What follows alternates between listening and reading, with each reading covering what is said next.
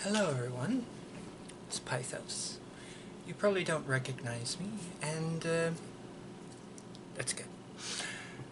So for my video this day, I am going to be doing a reaction video, to a YouTuber whom I admire very much.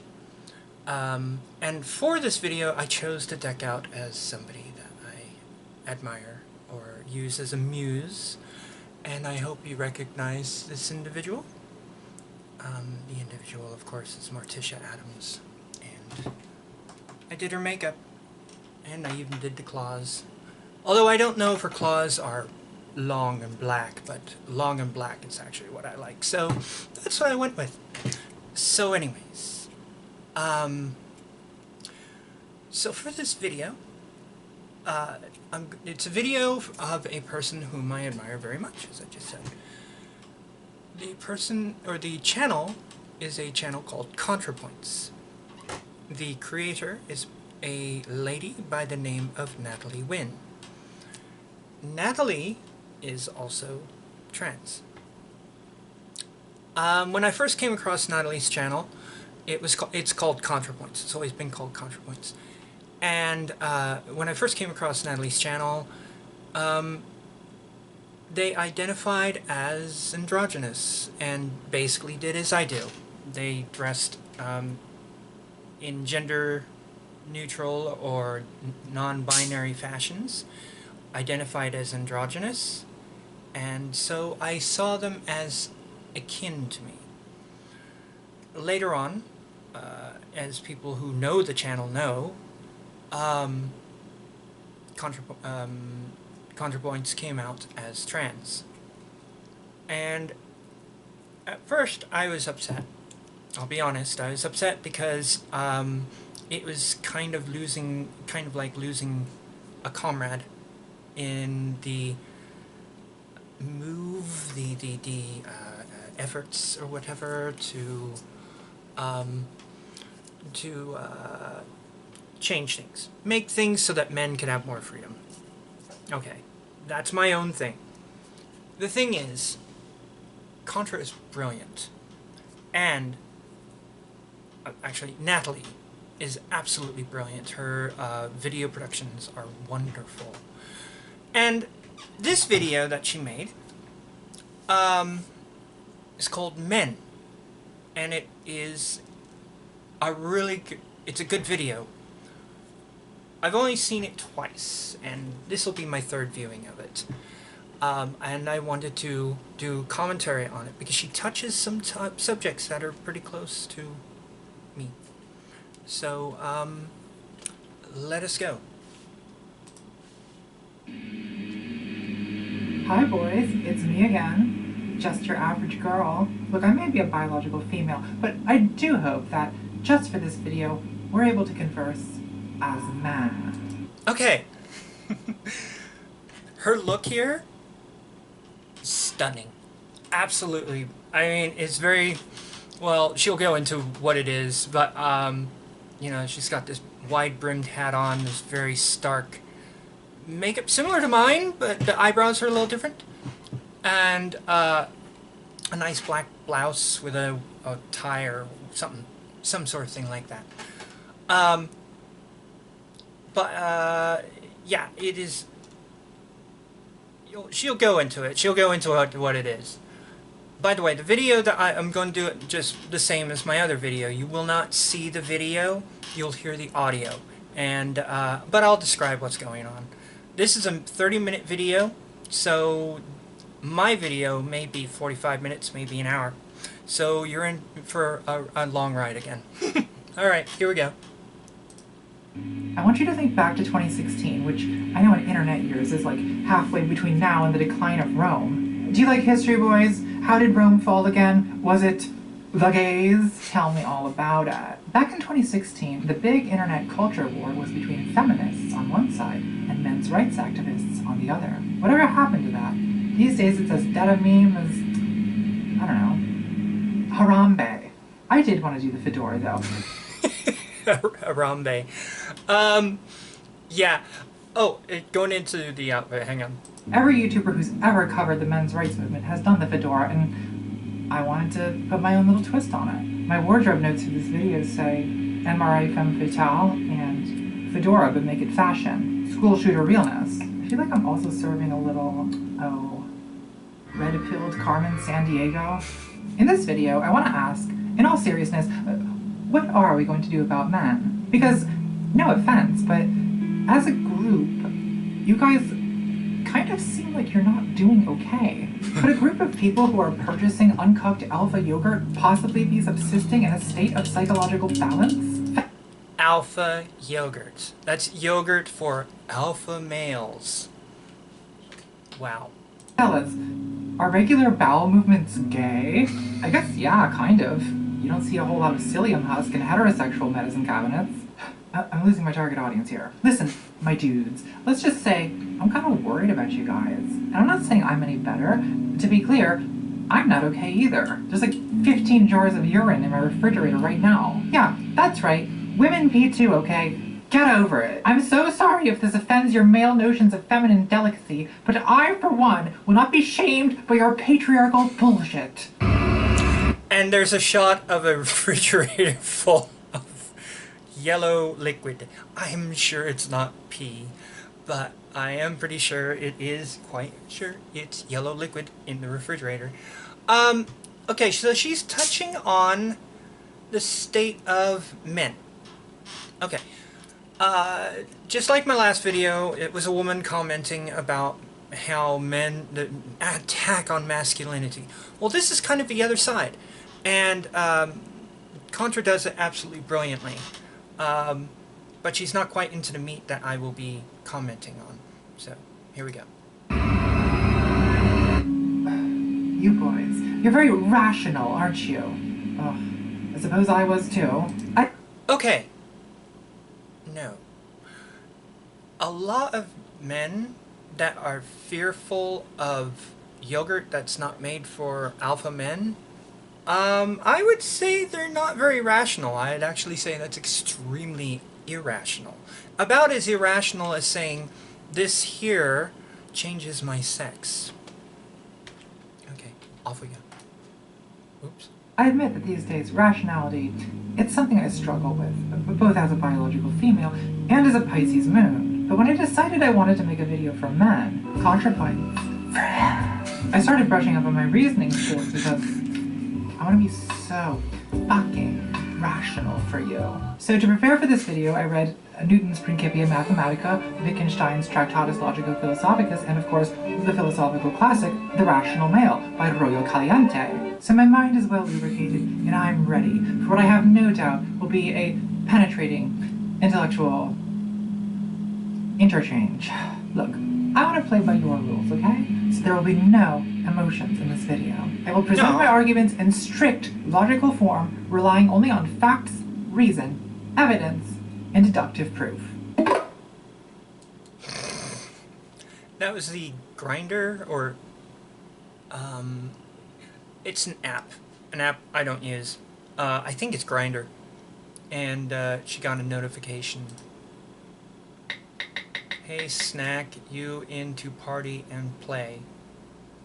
It looks like it's from some dude. I'm a boy girl. That's something I like about Contra, is she says she identifies as female, but she's not scared of saying that she's trans and that she's breaking boundaries. I think that's actually really admirable admirable of her. You know. Oh, I know, sexy. Actually, you know what? Wow. Fuck that. Let's listen to house music and do sex drugs. Title Men. Just the credits. I will be linking the video in the comments down below, or in the description down below.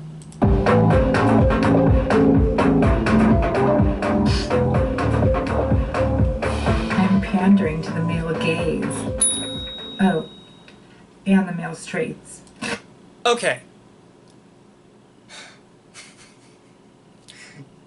She's laying on a divan, I guess it's called a divan, in negligee. I'm going to leave it at that. You guys look at the video. Something I will say about Contra. She's stunning. Absolutely stunning. I know she may put herself down, but no. She is quite stunning.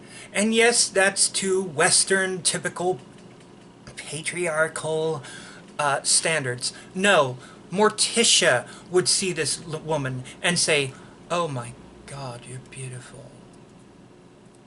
Yeah, I'm pretty sure she would.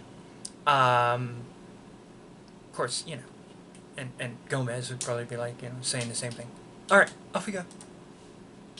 God, I love attention. Hey, Gorge. Hey, Gorge. Hey, Gorge. Okay, I'm... Oh yeah, and she's got a fan that she's holding, like a cool one of the Asian fans or something, and it says "Mouthfeel," which is one of her catchphrases because, well, she had this funny joke in one video where she was going on about, "God damn it, why can't we go on about the mouthfeel or talk about the mouthfeel?"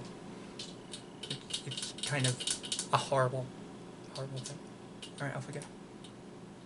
Ready. Let's crack open a cold one, boys. And she can't open. Yeah. She can't open the can of beer because of nails. They're too pretty to open the can. I need a man to do it for me. Help! Fuck it. During that whole thing, she had a very blank look on her face when she was saying, "I need a man to help me with it." Because this is something that's sort of shoved into women's heads. It's not so much shoved anymore, thank goodness. But women are basically told that they have to have a man to help them. It's like that woman that on my last video. I think it's a horrible way of raising anybody to say that you need the help of other people. And especially teaching young girls that they need the help of a man all the time. They don't need the help of a man all the time. Of course, it's nice for the man to help the woman, but it's also nice when the woman helps the man. Alright. Cracked open the bottle of wine. Super big. Hey, Gorge. Hey, Gorge. If there are any women still watching this video, I'm really sorry about all this. Unless you're into that sort of thing. In which case, how very dare. I'm a good Presbyterian. And by Presbyterian, I do mean pansexual. Hey, how are y'all? Look, the video's about men, so I'm trying... Contra recently came out with a video called Shame, I think it was. And came out as lesbian. The thing is, feminine is nice. And even if you are trans and you like the feminine, there's no harm in it. No, but good for her. Trying to be attractive to men. Am I doing this right? Okay, but the thing is, okay, I know women that like negligee. They like to, some of it's horrible. This outfit that she has on doesn't look all that comfortable. But I'm sure there are women who would find other women attractive in this getup. Is this what men like? Straps. It is a risky look for a girl like me. When you do a lingerie look, you know you're going to wind up somewhere on the Frankenfurter, Violet Chachki, Dita Von Teese spectrum. Oh, but you don't know where exactly. And that is a dangerous game, ladies. I have to say, though, I actually am feeling pretty fucking empowered right now. But, that could be because of the drugs. Look, gentlemen, let's be rational. No more fooling around, okay? Part 1. Oh, wait. Rational. Axiom 1. America's next top victim. I think there is some truth to the idea that we live in a victimhood culture. And I'm not just talking about campus SJWs with their microaggressions. No, bitch. This goes all the way to the top. We have white people complaining about reverse racism. We have the literal 1% complaining about anti-rich prejudice. Anti-rich prejudice. Until this video, I had not heard of this piece of rich information. Here's the thing.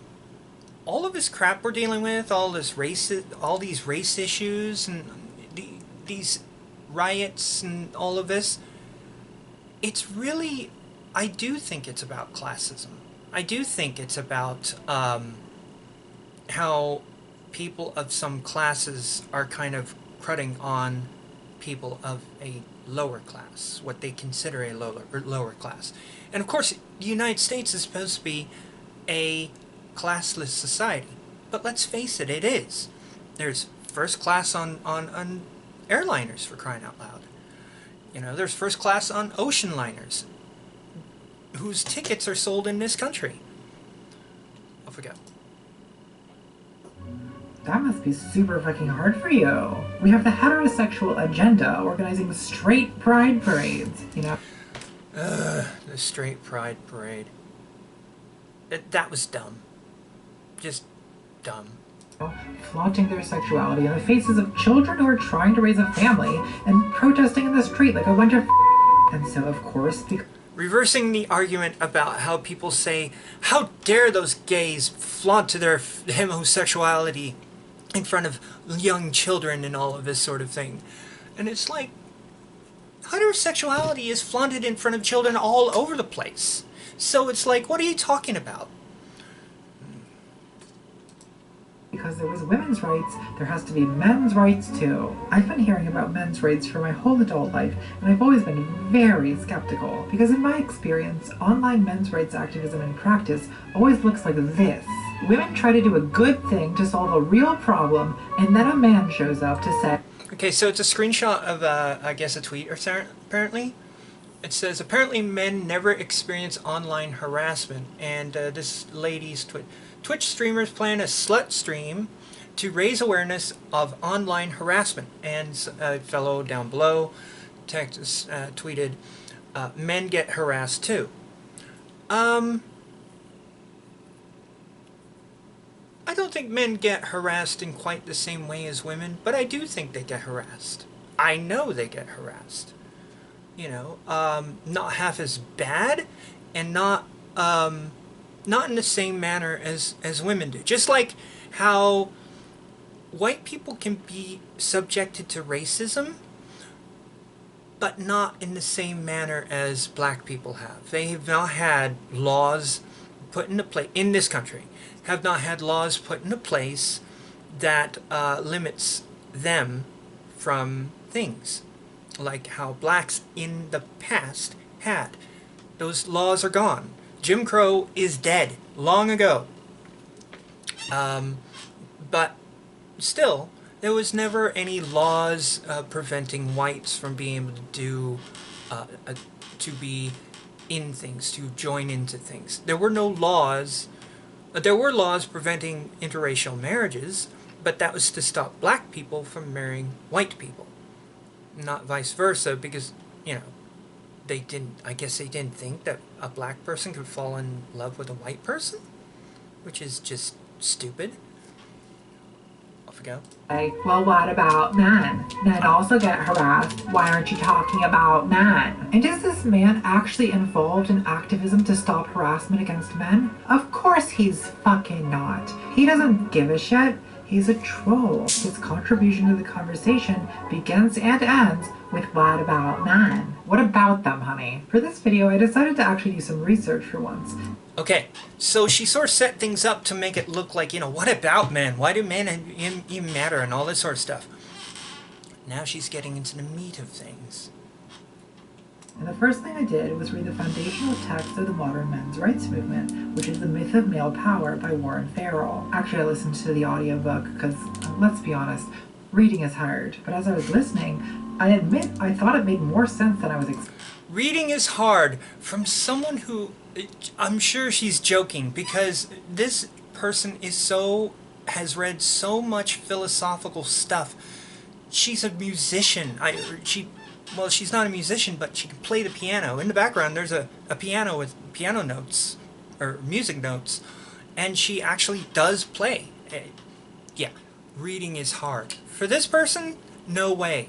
No way. Expecting it to. Basically, Farrell says that second-wave feminists rightly fought against the traditional gender role that confined women to domestic servitude. But he argues that the feminist idea that men have all the power in society is actually an illusion, because the traditional gender role for men is just as oppressive. He Yes, it is. introduces the idea of male disposability, basically the idea that society values female lives more than male lives, which are seen as expendable in the service of protecting and providing for women and children. And he points to statistics showing that men make up the majority of military casualties, workplace fatalities, murder victims. MRA copy pasta exhibit A. Male privilege be like 78% of suicides are men, 68% of homeless are men, 93% of prison inmates are men, 80% of murder victims are men, 98% of military casualties are men, 92% of workplace fatalities are men. This is, I believe this is very true, and it is very unfortunate. And it seems like people are waking up to this. The men's liberation movement, which is not men's rights activists. Those are two different things. One sort of spun off the other. But they're pointing out, men, we're always told men have it great and all this stuff. And in a lot of ways, yes, men have all the power and all this. But really, only certain men do. I don't. I really don't. And because I do this, it's even less, which is stupid. Dumb, dumb, dumb. Victims of suicides and so on. So we're supposed to conclude that even though at first it looks like men have more power than women, in fact, the queens have a certain kind of privilege in being protected and provided for by the expendable male worker bees. And I guess that kind of makes sense. I feel like I can at least empathize with the point of view. What I'm saying is, I took the red pill and I rubbed it on my but some initial objections come to mind. Like, haven't men been almost all of the kings, presidents, and CEOs for millennia? Didn't men make up all these rules in the first place? I don't know, boys. Still seems kind of patriarchal to me. But maybe you'll say that it's only at the top of society that men have more power than women. Maybe the average man is also oppressed by the system that feminists call patriarchy. If that's what you're saying, I think I basically agree with that. See, what you have to understand about me is I am such a fucking Libra. Whenever there's a conflict, my gut reaction is to be like, well, maybe everybody's right, and maybe there's good points on both sides, and we should all just listen to each other and rub each other's clubs. But no, my Scorpio rising persona will not allow that. Oh, there will be a champion. There will be blood. So, judges, how do we decide which gender is America's next top victim? I mean, it's not like you can just change genders and see how the other half lives. Or can you? Proposition 2. Diary of an X-Man. Dear Diary, with every false smile I conceal that on the inside I'm drowning in darkness. Mom! Get out of my room! You're ruining my life! Look, I've never ever talked about this on my channel before, so this is like a super fucking vulnerable moment for me, but I was born a boy. Well, was I ever really a boy? It's hard to say. Dear Diary, growing up I always knew that I was different from other kids, especially other boys, and it took me so long to pinpoint what it was, but there was this moment. I must have been, what, 7, 8 years old? And I was playing in my parents' room all by myself, and I saw this pair of my mom's shoes lying on the floor, and I don't know what it was. It was like this magnetism that drew me to them, and I put my little feet in them and walked in front of the mirror, and I didn't really have the words yet to describe how I felt, but basically in that moment, I sensed that God had made a mistake, and I was desperate. Okay, now we're getting into what I want to talk about. I have read a lot of accounts from trans people and from cross-dressers and some androgynous people, but also a lot of normal people. I think I'm going to focus on men. I think every boy in their childhood tried on a piece or several pieces of girly clothing. Some liked it, some didn't. In my case, I liked it. I'll be honest. The very first time I put on a slip, I loved it, and I wanted to wear it. I'll make a video concerning that. I'll make a video about my, kind of like this, kind of like what she's doing here, but, because I think what is happening, and I think this is what happened with Contra, we have societally assigned rules that are attached to our sex. We all know what they're called. It's called gender, or gender roles. And these gender roles are what are used to determine how a male is supposed to look and how a female is supposed to look. And these rules and limits, I personally think, are what are causing a lot of strife when it comes to gender issues. I think what's happening is the internet has helped with this, where people are letting out their experience and are more open with what they like. I can tell you that I've had a lot of men look at my look at how I dress, look at how I go out, and identify as male. Yes, even when I'm decked out like this. I've said this before, when I'm decked out like Morticia, I still identify as male. Now this is very costumey, okay? It would be a blast to go out dressed like this, but I would stand out. But not because I'm a male in a dress, but because I'm also looking like Morticia. You don't see many ladies even dressed like this. It'd be nice if I did. But that's a different story. So what she's going on about, or what she's talking about, is trying on clothing that she has been denied from being able to wear. Now, I don't know what her experience was, but mine wasn't all that great when I first got caught. And so I will be making a video concerning that. But let's continue on with her account. To be a cross-dresser. I'm sorry, I'm going to roll that back. Destined to be... yeah. I didn't really have the words yet to describe how I felt, but basically in that moment, I sensed that God had made a mistake, and I was destined to be a cross-dresser. That is super fucking coconuts. Anyway, then in my 20s, my life completely fell apart, and I became a woman. Hey, how are you? I became one of the dolls. My plastic surgeon is an artist. Look, boys, the point I'm trying to make here is, I used to live your lifestyle. I know what people like you get up to, and I think it's disgusting. I gotta say though, since I transitioned, my life has been super fucking great. Like, way better. Now, of course, a lot of that is not because women have it better than men, but because, hey, Gorge, I am literally transgendered. So before I transitioned, I was dying inside, you know? I was in the wrong body. And now, it's like I finally have the body I was meant to die inside of. But it's not just that.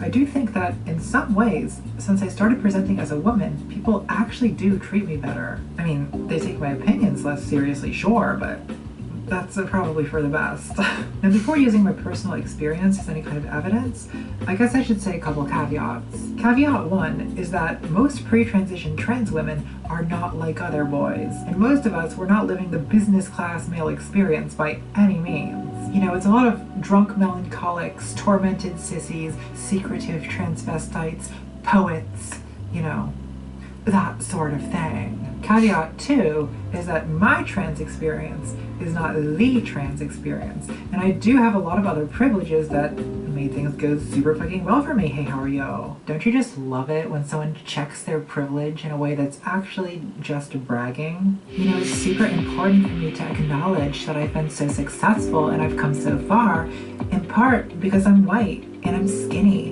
and I'm young, and I'm blonde, and I'm rich, and I pass, and I'm educated, and I'm popular, and my plastic surgeon is an artist, and my boyfriend is really rich and hot, and I come from a pure Aryan bloodline. And part of what makes me so enlightened and so compassionate is that I'm able to recognize these privileges that I have that just might not be available to people who are less fortunate. From the bottom of my motherfucking and my father fucking heart, that must be super fucking hard for you. I can't even imagine.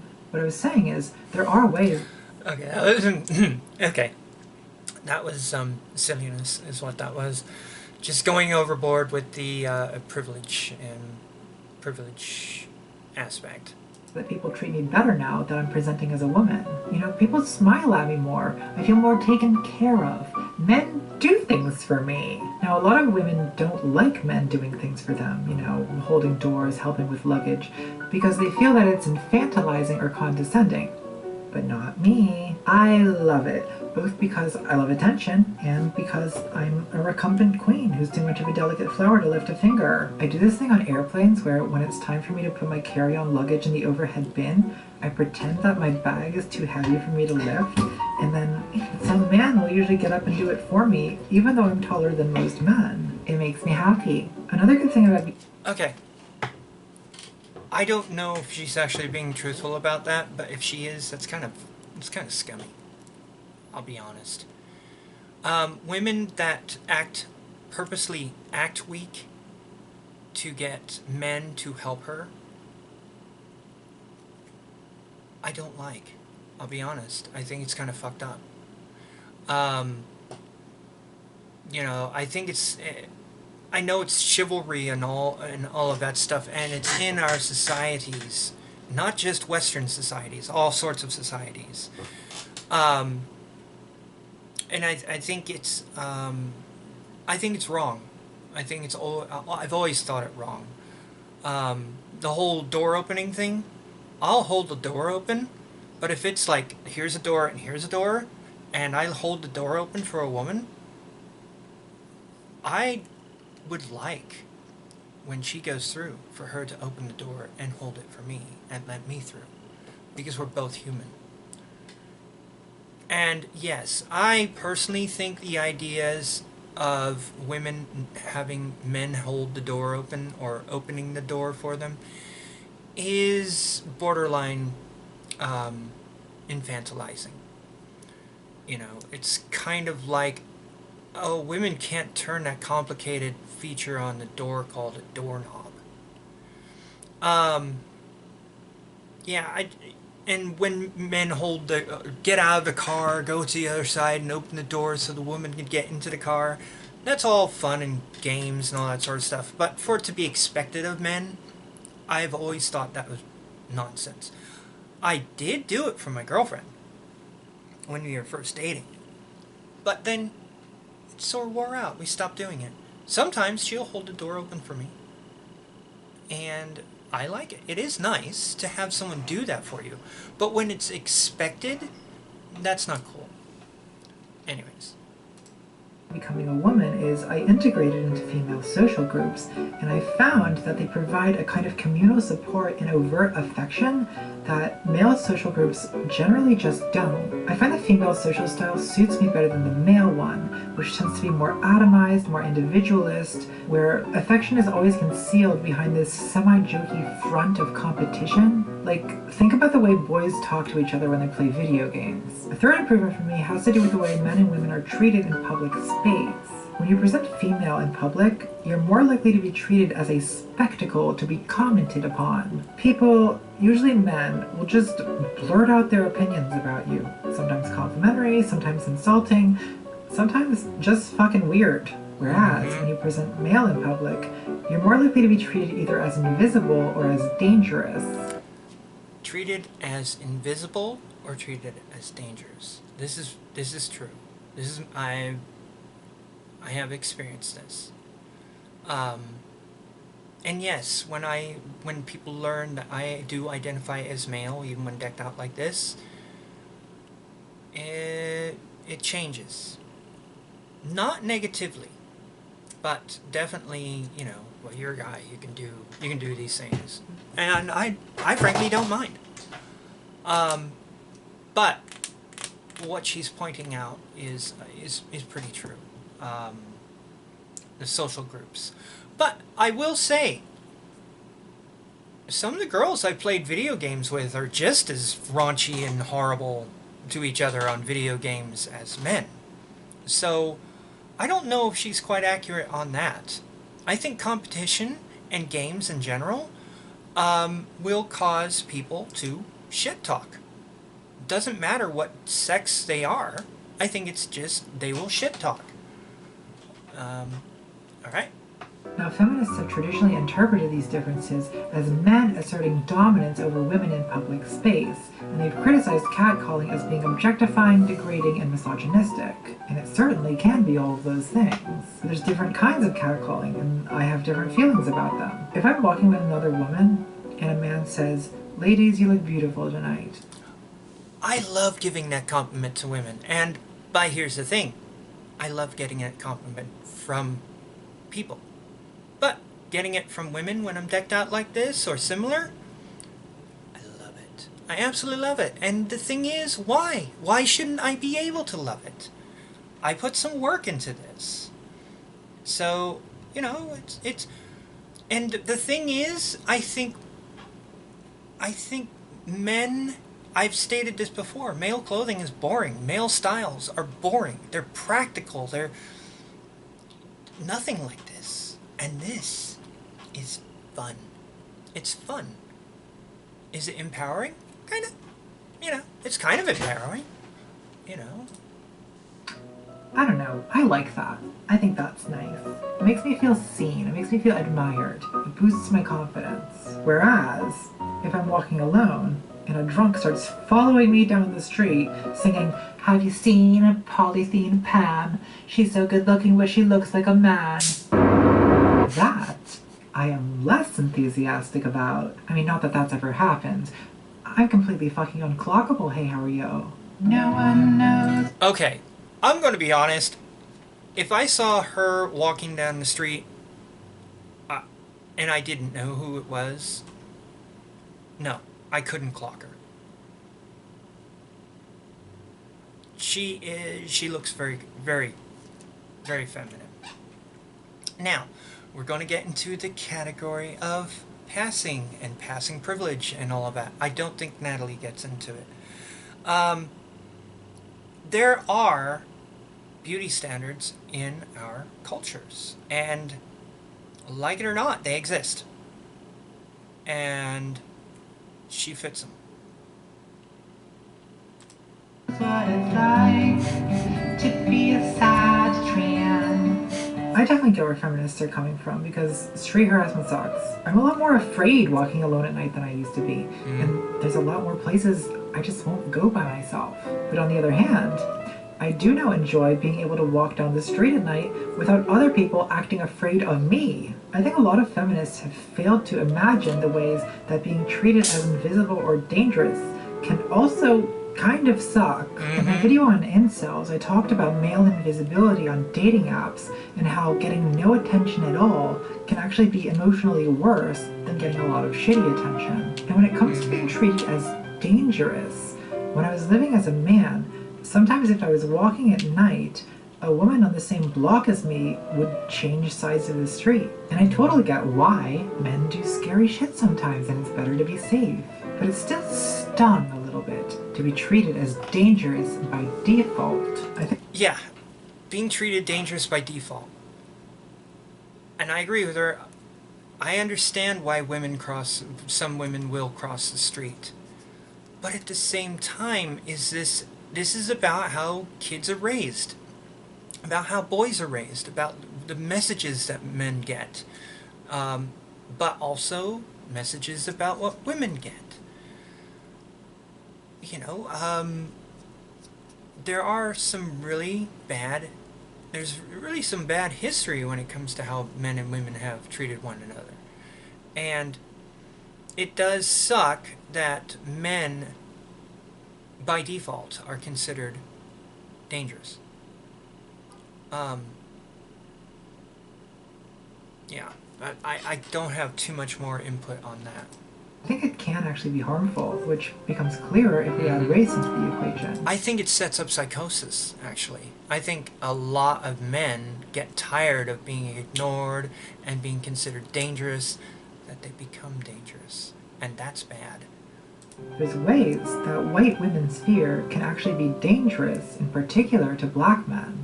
I had an experience with this recently when I was filming my video The Apocalypse, and I'd rented a room in a hotel casino. Around midnight I was carrying some camera equipment up to my room, and I got into the elevator with a group of people from the casino floor. A couple floors up, everyone got out of the elevator except for me and a single black man. Well, I mean, he was alone. I don't know if he was single. That's not part of the story. And as soon as the door closed, he started literally whistling "Row, row, row your boat," the official melody of performative innocence. And I realized, oh shit, he's afraid that I'm afraid. I'm not sure what she means by "row, row, row your boat" being performative for innocence. If I were in the elevator and a gentleman just started whistling "Row, row, row your boat," and we were the only two in the elevator, and I was decked out like this, I wouldn't think it was innocent. I would be kind of creeped out. I think it'd be kind of creepy. You know, why? You know, what would be playing in my head is, why are you whistling "Row, row, row your boat"? You know, it's like that scene from in Deliverance, the banjo song. I actually like the dueling banjo song. I think it's actually really a creative piece, but it's associated with a bad scene in that movie. I've not seen the movie, so I don't really know. Yeah, so I'm not sure what she's referencing when it comes to that little song being whistled. And I found that just excruciating. I was like, oh god, how do other white women behave in elevators? Do they, like, clutch their purses? Ugh, that's so fucking embarrassing. Nothing like that had ever happened to me when I was living as a man. It's not a thing between black men and white men. It's a thing between black men and white women. And so that dynamic was there, not just because I'm white and he's black, but... Now, not to dig up bad history, but yes, it was common for white women to claim being raped by black men that they didn't like, and that was usually what led to a lynching. And that was bullshit. But, you know, what were these women doing? Why did they do that? I mean, yeah, this did happen. This was a thing. And Natalie is living as a white woman now and was in the elevator with a black man. You know, before she was experiencing life as a male, and so she didn't experience that. So this is the first time she's experienced this. Kind of an interesting perspective. How screwed up things are. How truly screwed up things are. If a man who's in an elevator with a woman has to project that they are safe, that's sad. That is really sad. That's a really bad commentary on societies in general. Because I'm a woman and he's a man. And I thought of that incident again when I was listening to The Myth of Male Power, and Farrell says men's greatest weakness is their facade of strength, and women's greatest strength is their facade of weakness. Exactly. Remember what we were talking about with the suitcase thing in the airplane, and woman acting as if she can't lift it when of course she bloody well can? And the reason why she's doing it is to get the help of other men. That's a woman's greatest strength, is their facade of weakness. Now, women are generally physically weaker than men. I understand this. But I don't think all women are weaker than men. And as I said in the other video, there are women who could wipe the floor with me. If I was in an airliner, and say, if she was still alive, Chyna, the wrestler, were to come onto the airplane and feign that she couldn't lift a bag, I'd stay right in my seat. Because I know damn well that woman can lift a bag and put it in the overhead. somehow I don't think China would have done that. I think there is some truth to the idea that women's perceived vulnerability can make them powerful, and men's perceived power can make them vulnerable. Now, I hope you're taking all this with a grain of salt, because these are just some little observations I've made based on a handful of anecdotes. And as rational males, it's important that we consider the facts, the stats, and the figures. Did you know that 46% of men are at least 2.8 times different than 73% of women? I don't understand this one. Let's hear that again, because I've been trying to figure this one out for a bit. She has a pie chart, and it's blue. It looks like Pac-Man, except the body of Pac-Man is blue, and the opening of the mouth is sort of a pinkish color, and that represents women. I'm not quite sure what the stat is. I'm thinking it's a joke. The facts, the stats, and the figures. Did you know that 46% of men are at least 2.8 times different than 73% of women? Look it up. I haven't. Because I don't even know how useful that is. It makes no sense to me. Super fucking Libra opinion is that there's upsides and downsides to male and female experience. I don't actually think there's a single definite answer to the vague and useless question, which gender has it worse? I consider myself a feminist because I support reproductive rights and I oppose workplace misogyny, and I generally agree with a lot of the activism that happens under the heading of feminism. But I also think a lot of men are just having a super fucking difficult time right now, and that must be super fucking hard for them, hey, are you? And I don't think feminists have an obligation to care about male angst, but I care about you boys. God, I'm such a cool girl. I think the entire mid-Atlantic region is about to freeze over. No, I'm just a super fucking empathetic Pisces moon, and I really try to understand other people's pain because I just find it really, really funny. I'm also really, really sobering up here. The drugs have worn off. I'm suddenly feeling very naked. Like, it's just now occurring to me that this is a highly inappropriate outfit for this occasion. So, I'm gonna go put on a robe and I'll meet you back for the next section. Postulate 3, the man question. Okay. Hi, boy. Okay, now she is changed into a gold lame robe with ostrich feather sleeves, and a sort of a golden camisole. I guess nightgown or something like that. She looks stunning. I'm not gonna lie.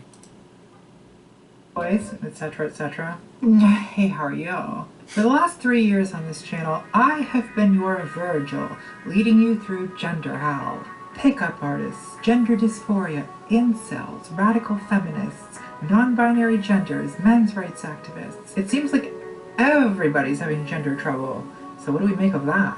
Well, Gorge, a very, very rational male philosopher named Hegel once said that the unfolding of history is a basically rational process, Gorge. That means that at any time in history, society is based on certain principles, like, all men are created equal as long as they're super fucking rich and white. And there's always contradictions within those principles, which creates tension and eventually leads to a rupture, like a revolution, where society has to be reorganized according to new principles. At least I think he was saying something like that.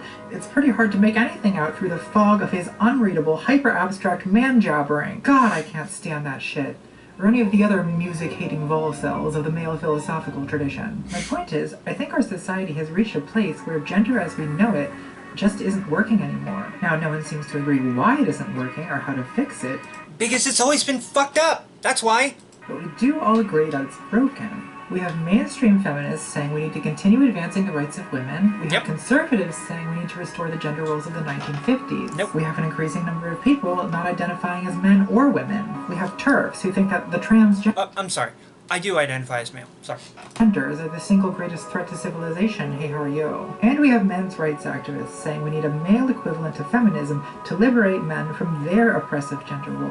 Now, I want to focus on that last one because, in principle, I agree. I've spent a lot of the last 3 years covering the manosphere. I know, such a feminine topic, love that for me. And from all the time I've tortured myself wading through these communities of incels, pickup artists, men's rights slacktivists, intellectual dark web fanboys, and alt-right racists, I've noticed that they all have one thing in common, which is that they all recruit from the same massive pool of sad young men. We all know the archetype. He has trouble relating to women, he has no strong friendship group, he's not excited about any long-term goals, and he fills the void with video games and porn. And just to clarify, I'm not trying to take away your video games and porn, I'm not telling you what to do with your penis, you can rub one out to this video for all I care, just don't pull a Gamergate on me, okay? I live in fear. Look, I like to believe that until the red pillars inject their poison, most of these boys are not bad people. I think all of this originates in a genuine crisis of male identity, and I think it's happened in something like the way men's rights activists describe. The sacrificial role of men as warriors is no longer widely glorified or necessary. The traditional protector-provider role of men is being replaced by a more equal and undefined gender dynamic. I like it too. I like the fact that women are sharing the financial. I don't know. I like the fact that the gender boundaries are blurring. I don't like how if someone does as I do, they're automatically considered trans. She's trans. This is for sure. I am not. And I think it kind of sucks that for me to be able to look like this in public, validly, I would have to identify as transgendered. I would not identify as a woman. I'm not a woman. I just am not. And it kind of, it sucks that men feel the need, or some men feel the need of having to take that identity, opposed to changing the rules. Taking that rule that says men cannot dress up and wear makeup, rolling it up in a little ball, and throwing it onto the pyres of history where it belongs. And college professors and activists are telling men that most of our culture's aspirational representations of manhood are toxic and bad. But without an attractive replacement vision of aspirational manhood, average young men can only envision their future as what? The beta, the cuck, the new male. And in a post-LeftTube internet, we're so used to laughing at this vocabulary, and to be fair, it is very funny. But we forget, especially us grills, that for a lot of men, these words actually do tap into a deep existential angst. And a lot of leftists go, well, how can men be so angsty, especially white men? They're so privileged. But existential angst is often a disease of privilege. If you're actually being oppressed, you have a struggle, you have something to fight for, and therefore, a purpose. But for a lot of men, their lack of purpose puts them in search of a struggle. And that, along with the loneliness and the lack of a positive identity, is what makes men vulnerable to recruitment by the manosphere groups and by the alt-right. And even worse, it seems to be a motivating factor for the small but growing number of young men who decide to pick up a gun and open fire in a shopping center. There were 2 mass shootings during the weekend I was writing this video, resulting in 31 deaths. Both shooters were young white men, and one of them posted about the shooting on an alt-right image board. Now, I don't pretend to fully understand the motives of mass shooters, but I don't think it's a coincidence that basically all of them are men. One possible interpretation of the mass shooting epidemic is that these killers are trying to resurrect some horrible parody of ancient masculine glory, and therefore to be seen and recognized as men by unleashing Homeric violence in a fucking Walmart. And This is true. Our society sort of associates masculinity with violence. And that's one of the toxic aspects. But it's not like women can't be violent either. And violent in a quote-unquote manly way. You know, women can be combat pilots. They can fly combat aircraft. And, you know, they can be in combat situations now. And I think what we're starting to learn is in those aspects. Maybe our strengths are different, but in those, people are learning that men and women are not all that different when it comes to fighting and when it comes to violence. It's more, dare I say, nurtured in men. It is expected to an extent in men. There are excuses given that men naturally want to be combative. I don't know how accurate that is. I'm not naturally combative. I don't want to be combative. I like to debate, but violent combat I'm not into. Yeah, I mean, hell, the simulations I play are the captain of a submarine or the plane. I don't like first-person shooters. Or I did, actually, when I was younger. I did like first-person shooters. But we made rounds, and in our group was a girl, and she was pretty damn good. Remember the game Doom? Yeah, she could wipe out a lot of demons. Yeah. So it's like, I don't know. There's just times where I think all this dichotomy between men and women is very much made up.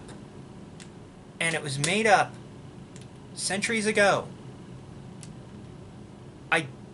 I don't like saying that I think they were made to keep the hierarchy and keep women down here, but it oftentimes actually seems to be that is exactly what it is. And here's the thing also. In our culture, feminine is actually not admired.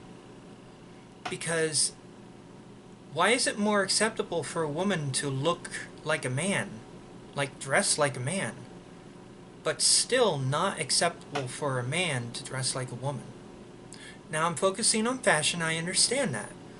But also, it's in our society, a male that acts feminine is also looked down upon, whereas a woman who acts more assertive in some situations is admired. So, there's, in our cultures, it seems like there's a revulsion towards the feminine.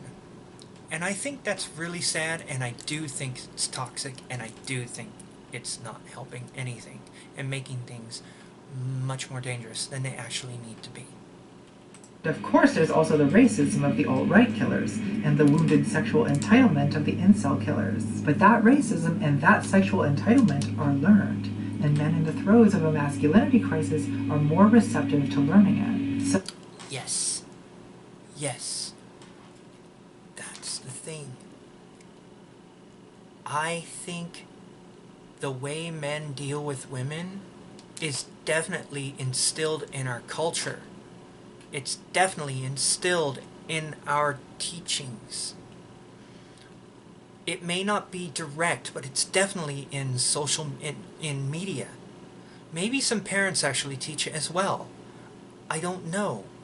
But definitely the images that we get make it seem like that in order for us to be real men, we need to be having sex with every woman that we come across. Meanwhile, women who have sex with every guy they come across are sluts and not worth anything. I'm sure there's some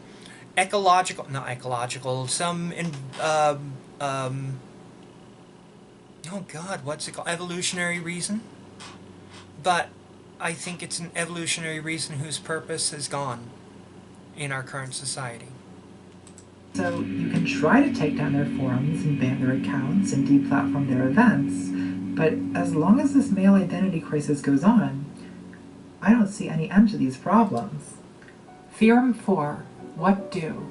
There is this media narrative that has emerged around me and around this channel. And by the way, the fact that there's any kind of media narrative about this channel is super fucking coconuts. Because let's be real, Gorge, I just wanted to pour milk on my face and talk about the mouthfeel. But there's this media narrative that my role in the discourse is de-radicalizing young alt-right men. And it's true that if you read the leftist YouTube fan subreddits, I used to be alt-right posts are so common they're considered cliche, and some of them cite me as an influence in changing their politics, which I love for them and I'm super very happy about it, but it's also a lot of responsibility. They're my boys, and I worry about my boys, because in reality, it's not like they go from far-right extremists to complacent centrists. No, most of them go far left. A lot of them become communists or anarchists.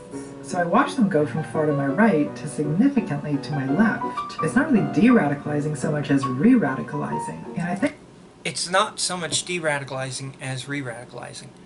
Yeah.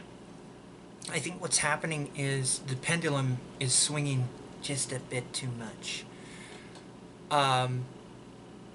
I dare say it is because we do not allow men to be more expressive, be more open in their expression.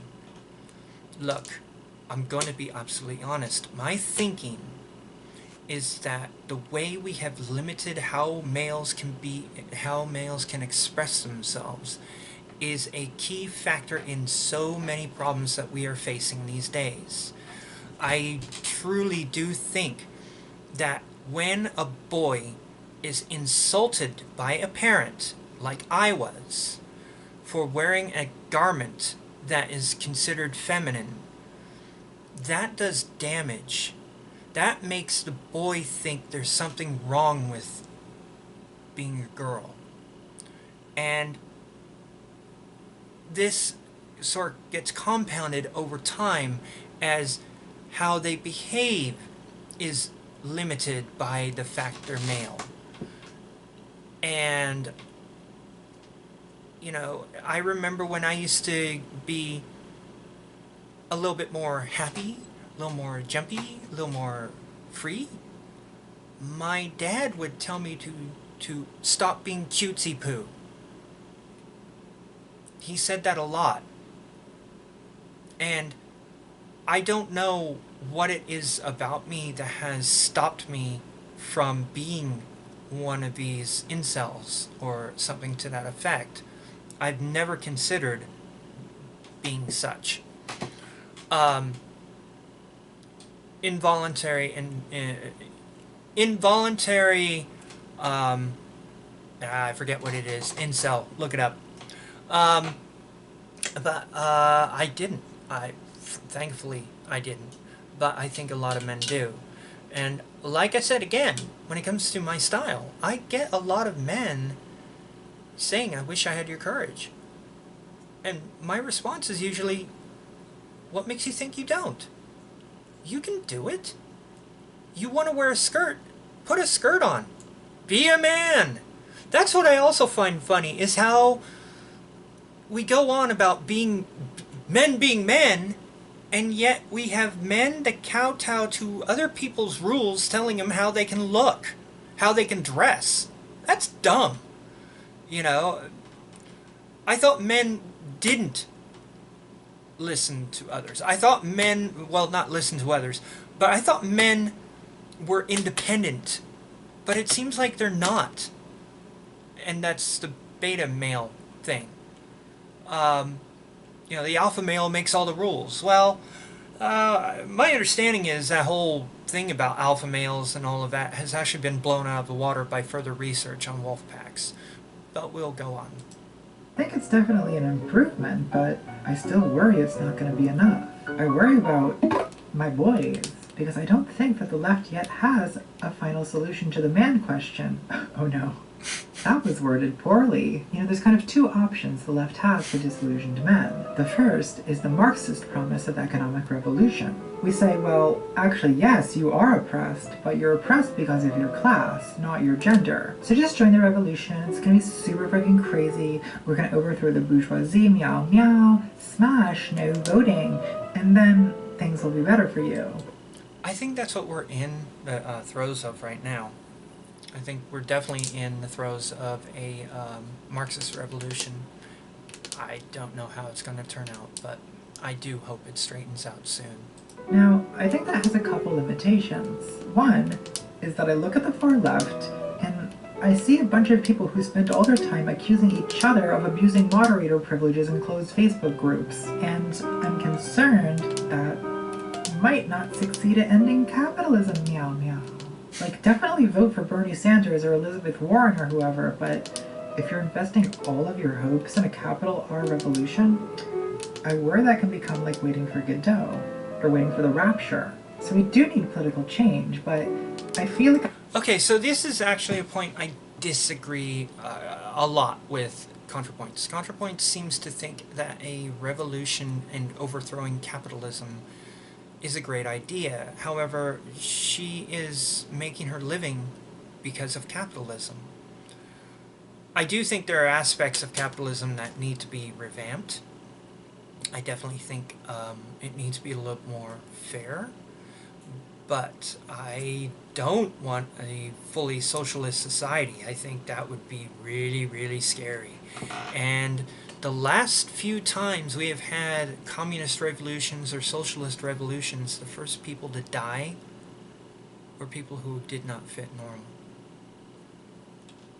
I'm failing my boys if I'm somehow giving them the idea that revolution is their only hope. Because here's the other thing. Even if we did succeed at ending capitalism, there would still be gender, and my boys would still need some model of what it is to lead a good life as a man. Now, the other option the left has for disillusioned men is the feminist tranquilizer. We say, look, toxic masculinity is the reason you don't have room to express your feelings, and it's the reason you feel lonely and inadequate. So while feminism tells women you hate your body and you're constantly doubting yourself because society did this to you and needs to change, we kind of just tell men, you're lonely and suicidal because you're toxic. Stop it. We tell them they're broken without really telling them how to fix themselves. Okay. Brilliant point. She's talking about how women are sort of told there's excuses because society made them do so. Society tells men how to be. And the toxic aspects of masculinity are the problem. The men aren't toxic. It's the aspects that have been driven into them. The notions that have been driven into them. Now, who does this? Is it other men? To an extent, but it's also women. Just like that woman I did the video on. She doesn't like men that wear dresses. She doesn't like men that wear skirts. She doesn't like effeminate men. She wants a masculine man. What's a masculine man? What is... Look, you can like whatever you like, but at the same time, why are you limiting yourself to a masculine man or a feminine, and just utterly tossing out the idea of a feminine man? A friend of mine pointed out how that woman has masculine traits, and the masculine traits are she swears. There used to be a time that if a woman swore and in the presence of another man, it was not viewed nicely. It was viewed as a masculine trait in a woman. You know, so there's that sort of thing. There are definitely, but getting back, there are definitely toxic aspects of masculinity, and I think it's those that need to be dealt with. I think what we need is a new, positive ideal of manhood, which I don't think is something that women can create for men, even if they wanted to. And honestly, the best way for that to happen... Actually, women can. I've already gone over it. ...happen may actually be some kind of men's movement. But on the left, the whole idea of a men's movement is basically taboo, because the men's movement we all know is basically just a backlash to feminism, and at worst, it's just straight up misogyny. And look, boys, I understand that being lectured about manspreading for most of 2015 was super fucking hard for you, and you're still mad about it, but posting endless outrage... I hate manspreading. I understand that sometimes it's more comfortable to have your legs apart. But when they spread their legs like beyond their shoulder width, like way beyond their shoulder width, that's just being a jackass. I'm sorry. Porn about false rape accusations and paternity fraud isn't actually going to make life any better for you. Because yes, those things are horrible when they happen, but they're not systemic issues that affect most men. I think what would actually improve life for most men is a positive ideal of 21st century manhood, but that's not something I can give to you because, in case you hadn't noticed, I'm literally a fucking woman. I can't mom you through this one, boys. You're on your own. Okay. This is a point where I think Contra could have helped. She could have... This is really hard to say. She could have been an example of a new male. She has more of a platform than myself. I'm trying to put across there's other choices in how to be a man. And mine is more extreme, but my point is you don't have to be constrained by these rules to tell you how to be a man. And these rules and these, ideals, there are some aspects of it that should be tossed aside, should be given up. And really, I do think women need to stop expecting these things from men. Stop expecting men to be tough.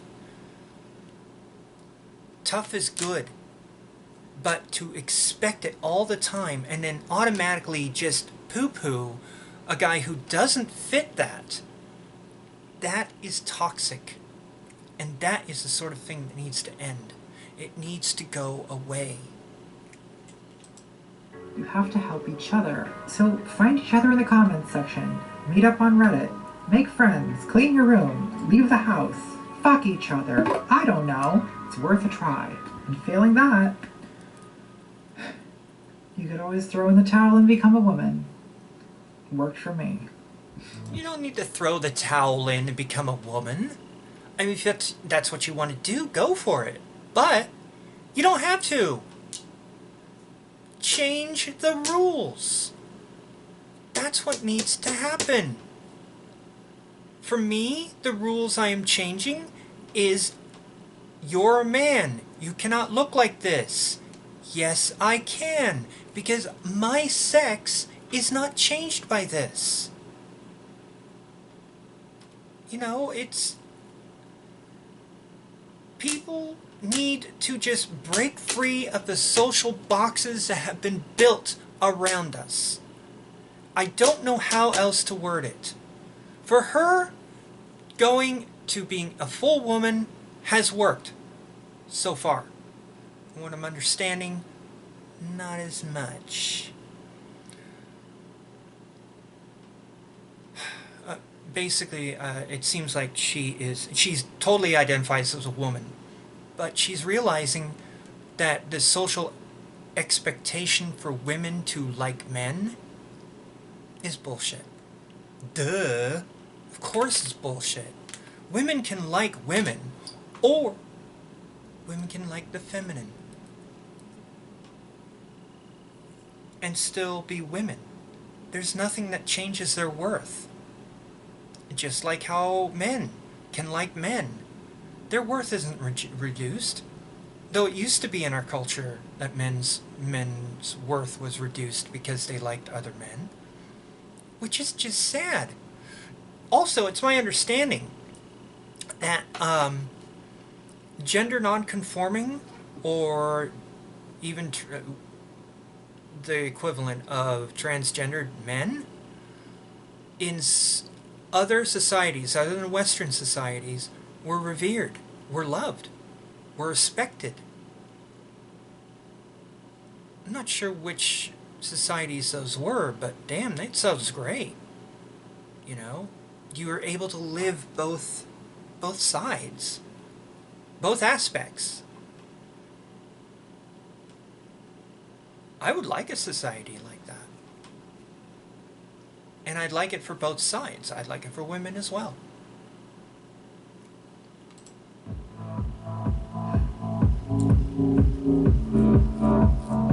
Just credits right now.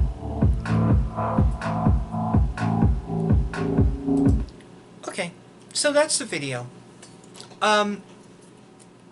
Yeah, definitely Natalie covered aspects of masculine society that have problems, and though she didn't really come up with how to fix the problem, she just said there are problems and pointed out what they were. I've made my suggestions of what can be done, but mine are trivial. My suggestions are very trivial. How people dress should not really be all that important, although in our culture it definitely is. There's other aspects of masculinity that can be less toxic. I don't really go with the whole that men are naturally combative. I think it is taught. I think it is instilled in children from the start. Nature versus nurture. And I think what we're learning is nurture actually does have a big part in how a person turns out. That's my video. I hope you enjoyed it. I hope you were able to stay in it throughout. I will be making another video about my own experience. I'll hope to do that. I'll be doing more outfit videos, more dressing videos, and I hope you like those as well. Like I said, what I really hope with my channel and with what I do on this channel is I hope I get the people who are like myself but not out, hiding in the closet or hiding behind an identity that isn't them and they're not comfortable, to strike out as themselves. Be androgynous if you wish, be trans if you wish, or be masculine as you wish, or change the rules as you see fit. So that's my video. I hope you enjoyed it. Please leave comments down below, and have a great evening.